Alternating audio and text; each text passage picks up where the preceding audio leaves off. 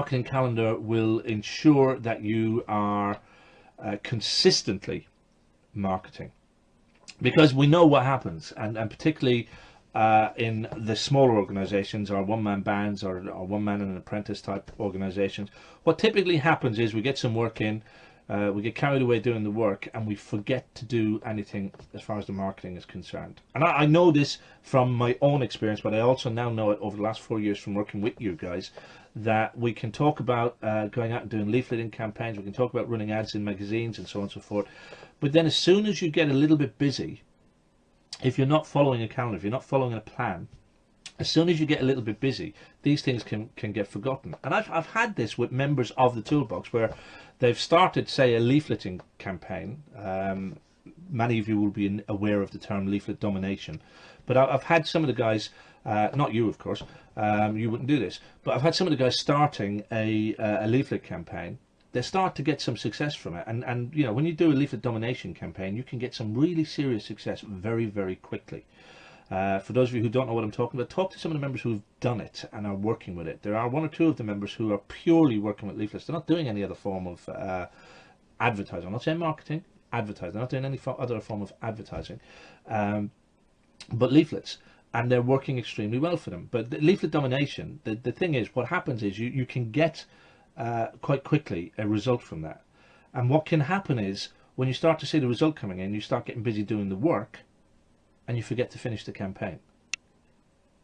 And then what happens is you get a slowdown, and then you try to restart the campaign, and it just becomes a little bit laborious restarting again rather than continuing with the campaign when it was going. So the idea of a marketing calendar is that it keeps you on track. Instead of doing those dips where you do a little bit and forget and do a little bit, and then you think, oh shit, there's no work in the diary, I've got that feast and famine situation going on again, and I'm now on that little famine track where I'm going downhill. Oh shit, I better do some work, I better do something to get some work in. So your marketing calendar will prevent you from doing that. Your marketing calendar will help you to create a plan so that you're consistently marketing. You will have little blips where, or periods where there is nothing going out, but then you'll know that in relation to your marketing calendar, you've got something going out at particular times during the course of the year. And when you have a good marketing plan in place, you will understand that, well, when you've got a marketing plan in place, number one, you'll know what kind of spend you need. So you'll know what your budget is. You'll be able to control your spending, instead of doing again what you see some people doing, is throwing lots of money at an advertising or a marketing asset in order to generate work quickly. Nowhere was this more relevant when people were doing a lot of Google ads. You know, they would allow work to drop off for a while, and then they'd throw £300, £400, £500, £600, £1,000 at Google ads, get some results from it, stop, do the work, and then think, oh crap, I've got to do some more marketing here, and they're throwing money at the likes of Google ads. And that was a big thing for a long time, and people throwing a lot of money. Yes, they could get some good results, and yes, they could get a return on their investment. But the truth is, if you're doing consistent advertising, consistent marketing, you don't necessarily need to spend huge chunks like that at a time. When you have a marketing plan in place and you have a marketing calendar in place, you can have a consistent spend. You know exactly what's going to go out on a monthly basis for your marketing. And in fact, I would argue that you save quite a lot of money because you're doing stuff consistently instead of trying to build interest in a short period of time. When you're trying to build any kind of interest in a short period of time, you've got to throw lots and lots of money at it. You know, for example, if you didn't do any leafleting for a while, you thought, oh crap, I better get out and leaflet the area. What do you have to do? You're going to buy in huge bulks of leaflet, and you're going to get people out there doing it. Whereas if you're consistently doing you know, 1,000 leaflets a week, or 1,000 leaflets a fortnight, if you're consistently doing that, it's just an easier way to manage your spend, instead of having to do, you know, 4, 5, 10,000 leaflets all in one hit. So your marketing plan helps you to manage the finances. It helps you to manage your marketing budgets. As far as marketing budgets are concerned, many of you will know, when I talk about marketing budget, I'm talking about your marketing spend. Many of you will know that I don't hold true to the fact that you should have a limit on a marketing budget, because if I spent £1, you've heard me say this time and time again, do I have to repeat myself? I will, for those of you who are new. But you know, if I spend £1 and every time I spend £1 I get £7 back, I'm going to keep spending £1. I'm not going to stop. So you know, I don't believe in limiting a marketing budget in that sense. There's no way then I would say, well, my limit is £200. When I've spent my £200 I'm going to stop. That would be crazy. If every time I spend £1 I'm getting £7 back, I'm going to keep spending that pound. So you know, in that sense I'm not a fan of budgets, but I do have to identify and acknowledge the fact that your marketing spend needs to be controlled to a fashion, and you need to understand and know what you are spending, and having a decent marketing calendar in place will actually help you to do that. Okay, it also then helps you to decide what the best assets to use are. Now, what do we mean when we talk about assets? Most of what we're doing within the toolbox is creating marketing assets. Blog posts are a marketing asset.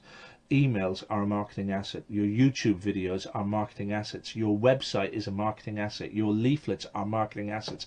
Your advertisements in local newspaper or the local community magazines are marketing assets. The networking meetings that you attend, whether it's BNI, business over breakfast, the chambers, any of those other things, they are marketing assets. So anything that is promoting you is a marketing asset. The van that you had sign written, the t-shirts that you were wearing, all of these things are marketing assets. You yourself, your interactions with customers, how you operate your own personal development, you know, learning how to interact with people, like we're going to do on the next workshop in February. All of that is an investment in your marketing assets. Anything that you create that is promoting your business is a marketing asset. But having a calendar in place helps you to decide which marketing assets you need to deploy. And again, you will have heard me talk about this previously. Not every marketing asset will work for every person, and not every person wants to use every marketing asset. You know, as much as I will implore you and I will beg you to use video, there are some people who will never ever ever use video in their marketing. There are some people who will never use leaflets in their marketing. The point is, there are things that you, first and foremost, let me just qualify this. You should learn how to use all of these assets. You should try them at least once. Don't just dismiss something because of a misconception or a preconception. Don't dismiss a marketing asset on those grounds.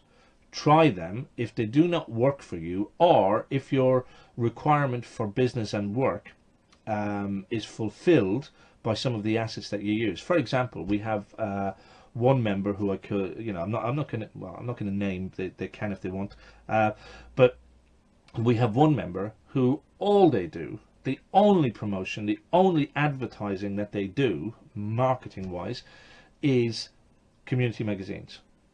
That's all they do as far as advertising is concerned. Now, they build other marketing assets. They've got some YouTube videos and stuff like that, but they're not doing networking meetings. They're not doing leaflets, although leaflets would generate this individual a huge amount of work, but they're not doing leaflets. They're not doing networking, because they're quite comfortable with the fact that the magazine advertising brings them in a consistent amount of work, and it's enough for them to keep them busy doing what they want to do. So what I'm trying to say is, learn all of the marketing assets. Learn how to use them, learn how to deploy them, learn how to use them effectively. There is no such thing as advertising that does not work. Remember that. That is one of the big things that I talk about in the S.P.A.R.K.S Blueprint. There is no such thing as advertising that doesn't work. All forms of advertising work. So you hear all these guys going, oh, I've tried leaflets, leaflets don't work. Oh, I've done networking, networking doesn't work. These magazine ads, they don't work, blah, blah, blah. That's crap. That's crap. All of these advertising methods work. All of these assets work. They may not work for you in the way you want them to, and that potentially is because of the way that they are deployed. Potentially. So my advice is learn how to use all of these marketing assets and how to deploy them. And yes, there are ways and methods there is a way, as you now know, there is a way to do leafleting that is unsuccessful. There's a way to do leafleting that's very successful. There's a way to do community magazines that is unsuccessful, and there's a way to do community magazines that's very successful. And the very same thing can be said for networking, A-boards, signage on vans, all of these things. They all work if they're done properly. My advice is learn how to use them. Whether you're going to deploy them or not, learn how to use them. And then make a determination, then make a decision. Which ones do I want to use in my business? Just because you have learned all of them does not necessarily mean you have to use or deploy all of them. In fact, I would go as far as to say it would be madness to try and deploy everything, unless you are a bigger company and you've got lots of staff who can work on different sectors. But it would be madness to try and deploy everything all of the time, because it would just become unwieldy, it would just become unmanageable. But you should understand all of these methods. You should understand how to use them and when you could potentially use them. And then you can decide where you want to build them into your marketing calendar, if you choose to use them at all. I'm going to have a quick look down and see if we have any queries or questions at the moment. Anybody else has joined us? If we can get the right mouse, I'll be all right. Okay, so we got lots of good mornings, which is great. Do you know about Business Over Breakfast? They've contacted me a number of times. Yes, I do. Bob, B-O-B, Business Over Breakfast. Yes, I do know of them. Yes, I am aware of them. And yes, they're a good networking organization. You know, my preference would always be BNI. I've been to some Bob meetings. I've been to a number of different networking organizations for meetings, but I was a long-term member of BNI. So my advice would always be, if you can get into a BNI chapter local to you, then do. But if you can't get into a BNI chapter, if there's someone local to you, or if the one local to you is actually full up and the electrician spot is full, then you know, another decent one, Bob, Business Over Breakfast, is another good networking organization. It's a very good networking organization. So yes, I am aware of them, Luke, and you know, failing BNI, it's a next best setup, if you like. But yes, and I would encourage all of you to be involved in networking. There is some good business to be had from networking if you network correctly. And in order to do that, I'd say refer to the videos inside the toolbox, because there's I think there's a series of 3 videos in there that talk about and teach networking skills. So yes, I'm aware of them. Okay, so other than that, then lots of good mornings coming in there. Wonderful. Right, okay, moving swiftly on. So when we have decided on, and when we've learned the various assets that we can use and the ones that we're going to deploy in our business, as far as the marketing calendar is concerned, then the next thing to do, and let's talk about the actual physical calendar itself. You know, for me, going back years ago, it used to be literally a paper-based calendar. It was a wall chart. I don't have one up here to demonstrate, but it was a wall calendar originally for me.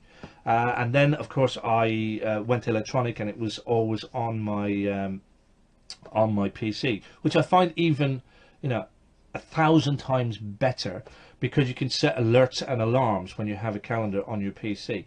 And it doesn't have to be part of your regular work calendar. If you're concerned about your work calendar getting cluttered in that, if you are using Google calendars or Outlook calendars, I now use Outlook all of the time. But with Outlook, you can set up multiple calendars, and I understand you can do the very same thing with Google as well. You know, you can have a personal calendar, you can have a family calendar, you can have a work calendar, you can have a staff calendar, and so on and so forth. And we do that here in my business.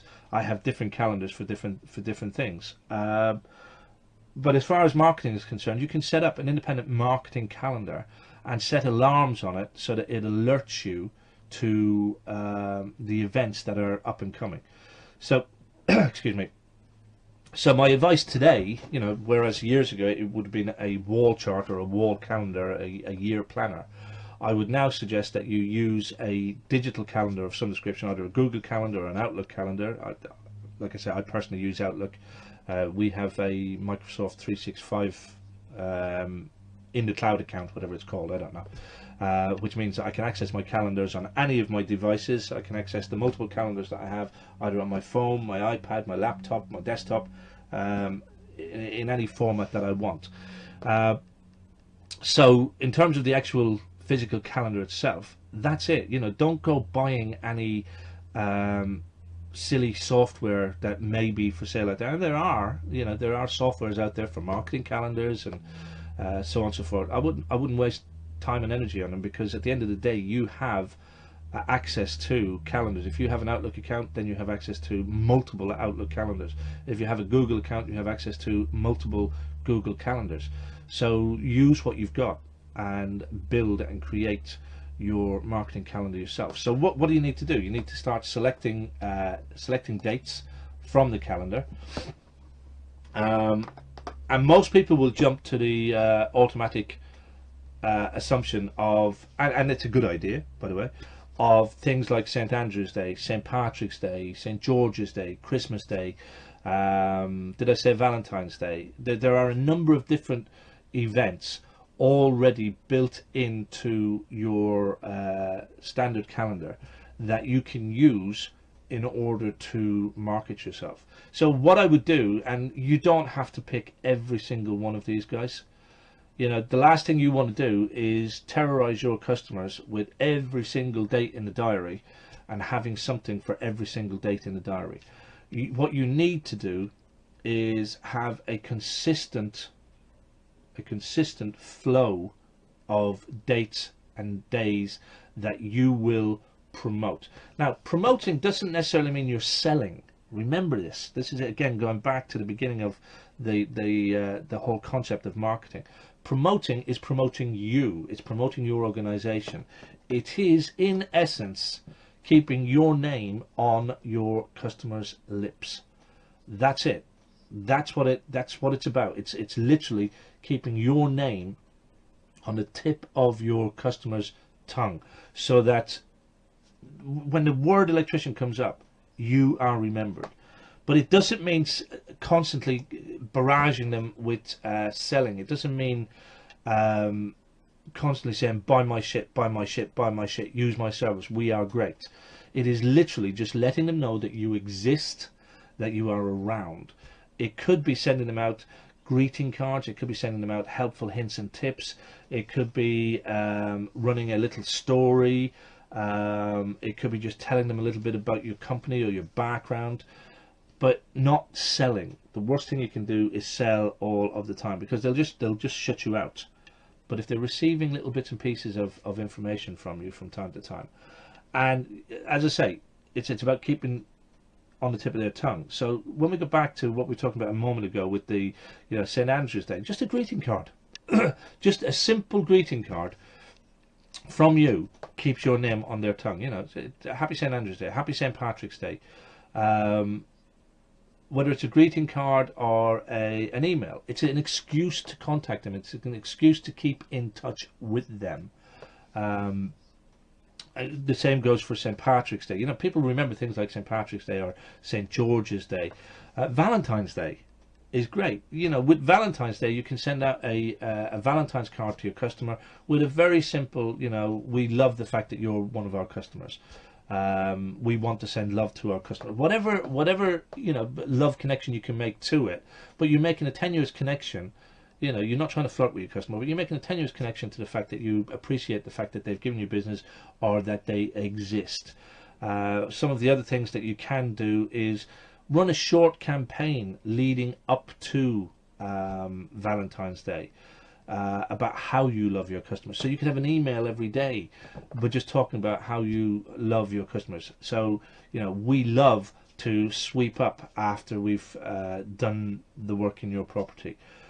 We love to ensure that we recommend other services to you. There's lots of little things that you can do. You can build a small email series. It could be, you know, 4 days of love, or I don't know. We love providing a service to our customers, whatever heading you want to give it. And that campaign then can either be an email campaign of 3 or 4 emails going out over the course of the week building up to Valentine's Day. It could be a Facebook campaign, running short Facebook messages with nice pictures of love hearts and stuff, building up to the week before, the day before Valentine's Day.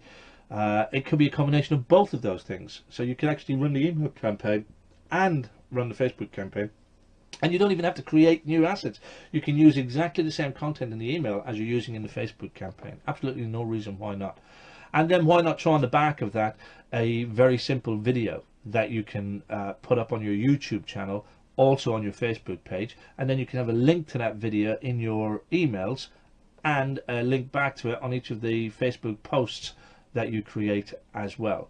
So it's about using your imagination and working with the dates that are already in the calendar, but again, don't go mad and do every single date. If the date doesn't have a particular relevance to you, for example, I'm Irish. St. Patrick's Day makes a huge amount of sense for me to send out St. Patrick's Day cards, which we did.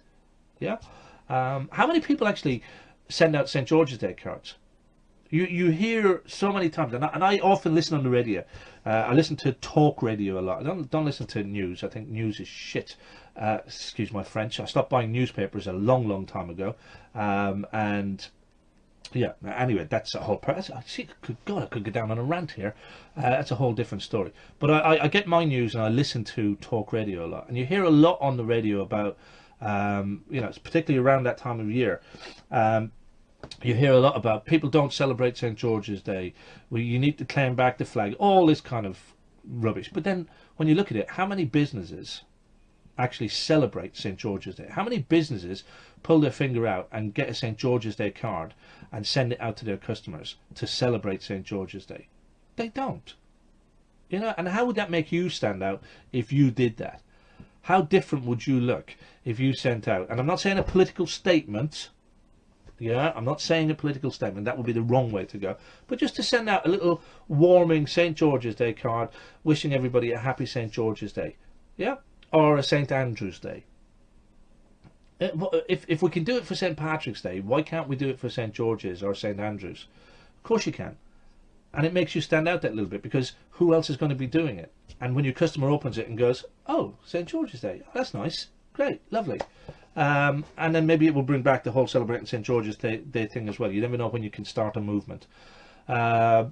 Christmas is overdone. I'm not saying don't do it. People, everybody does Christmas. Everybody, and this is what you call last minute freaking marketing. Every man and his dog jumps on Christmas and sends out Christmas cards to their customers, and your wholesaler gives you diaries and cards and bottles of beer and all that kind of stuff.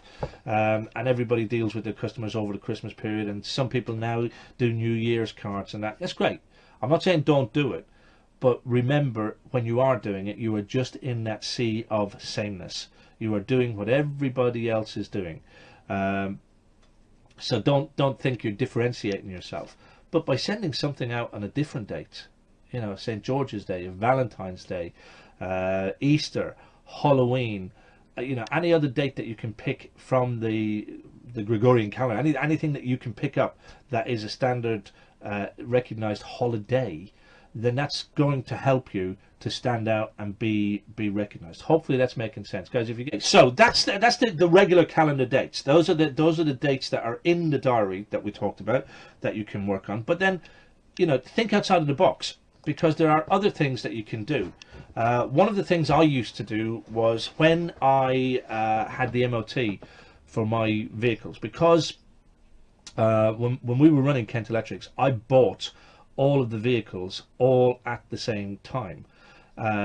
So we got the vans and the car all at the same time. So when as time went on and these vehicles became eligible for MOTs and so on and so forth, they were all at the same time.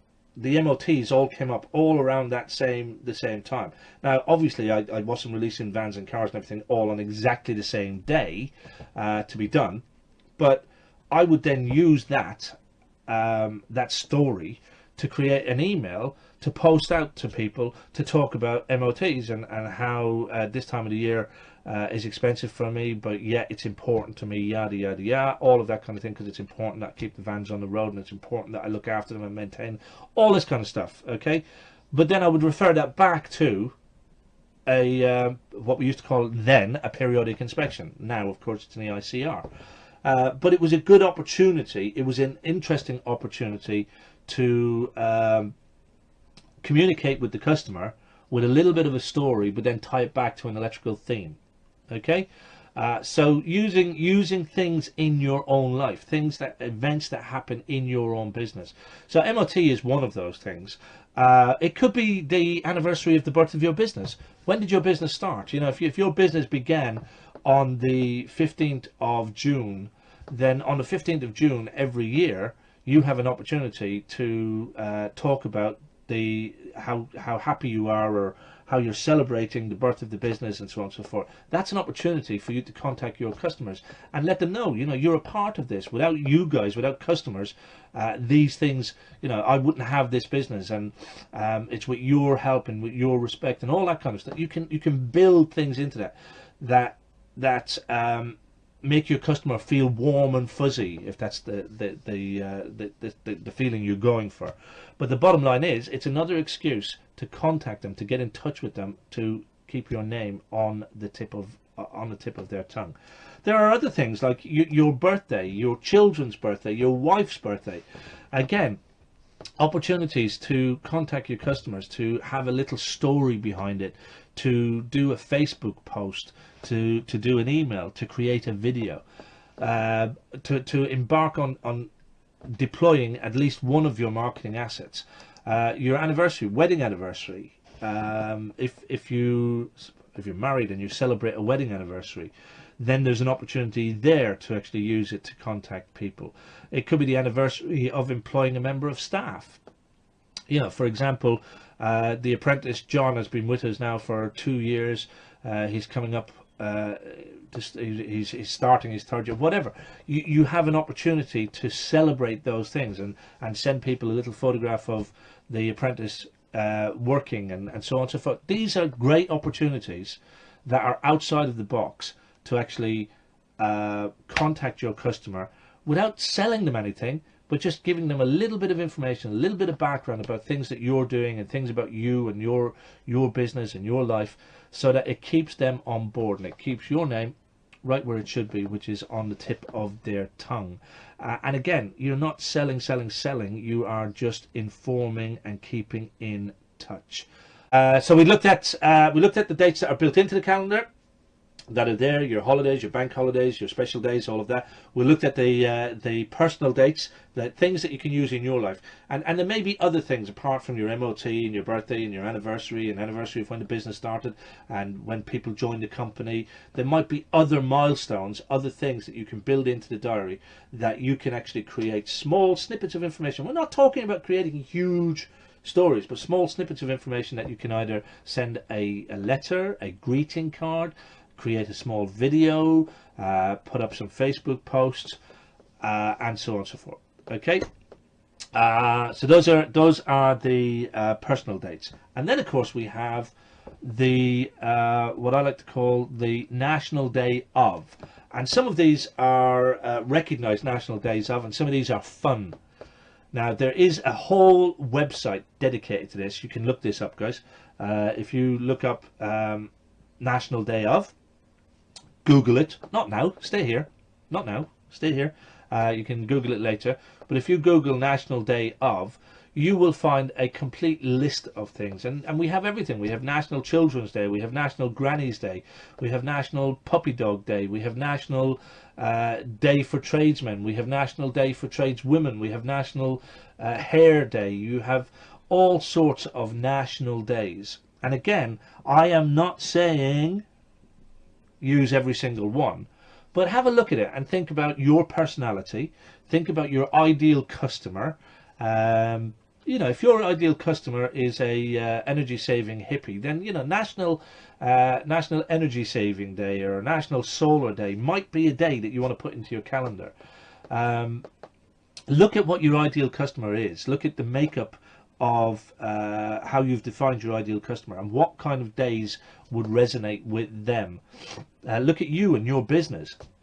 What kind of things can you use? We've got National Apprentice Day. I think there's even a National Plumbers Day, a National Electricians Day.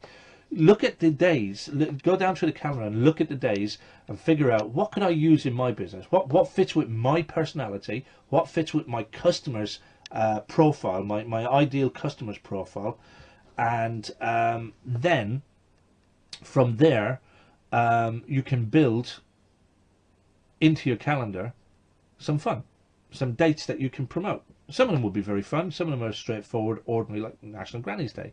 You can celebrate the grannies around the world and tell people about a little bit of safety information about electric blankets, or you got to use your imagination when you're talking about stuff like this. You got to look at it and think.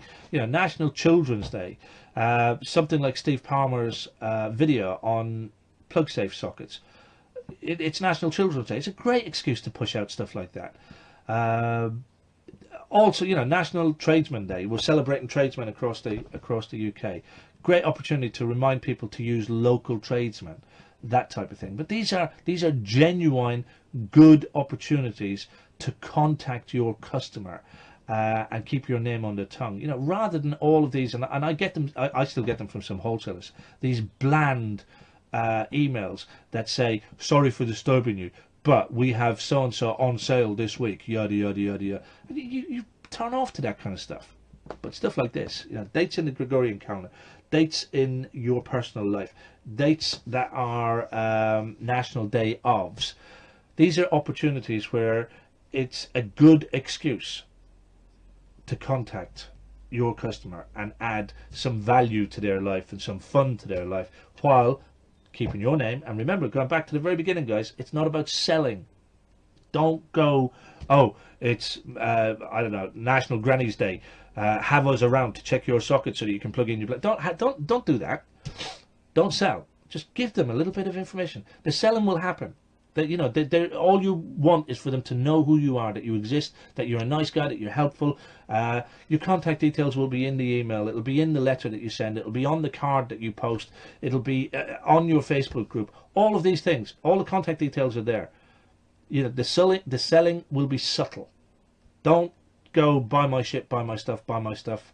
We are fantastic. Just give them some either fun information, helpful information, something that makes sure that they keep you in mind when stuff comes up. And they do that in a nice way, not in a, he's the guy who keeps selling his stuff. You don't want that. So those are the type of dates and days that you can use, and there's a good selection there. If you're stuck, you've got, like I say, you've got the dates that are built into the calendar, holidays and days that are built into the calendar. You've got your own personal dates, and you've got national day of. So the key thing is, don't overdo it. Don't do 6 days in a month, or every day of the month, or every single thing that's available. Don't do St. Andrew's Day and St. George's Day and St. Patrick's Day and Valentine's Day and da-da. Don't overdo it. Just pick a select number.